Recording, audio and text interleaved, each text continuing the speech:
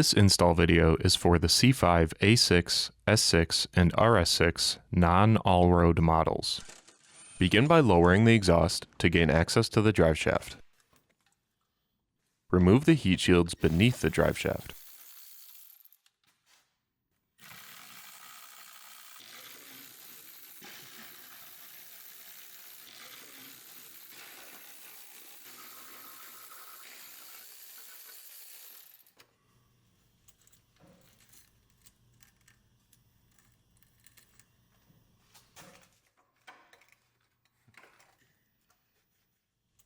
Then make 2 cuts to the carrier frame, 1 on each side.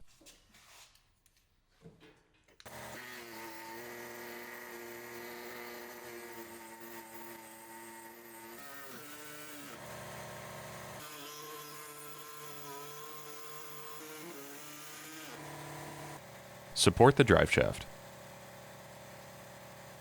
Unbolt the carrier from the body .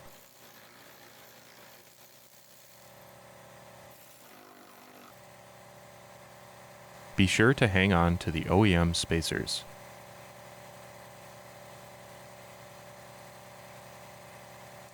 And cut the frame away from the bearing with a razor blade.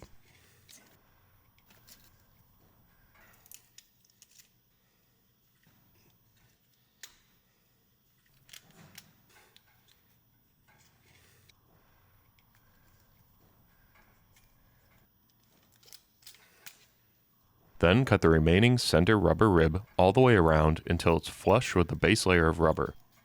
Leave the base layer of rubber intact.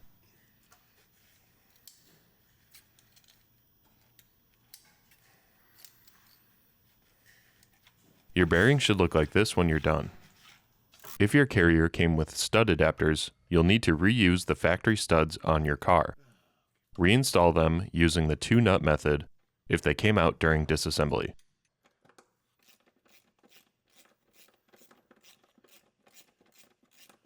If your carrier came with shoulder bolts, you'll need to remove the studs from your car using the 2-nut method.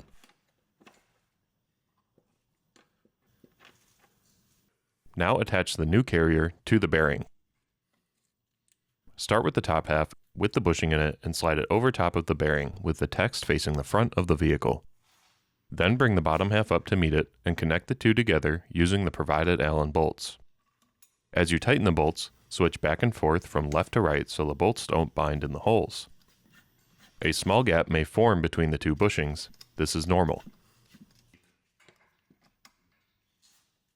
If you are using the factory studs and stud adapters, take one of the 2 provided, add a fender washer, an isolation damper facing up,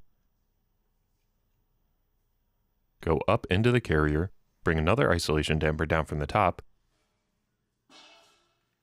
then take the OEM spacer and provided small washer and slide those onto the stud with the spacer on top. Loosely thread the stud adapter onto the stud. Repeat these steps on the other side. For the kits that come with bolts instead of stud adapters, the process is nearly identical. The only difference is that they screw into the body instead of onto the studs. Tighten both sides to the body of the car and your installation is complete.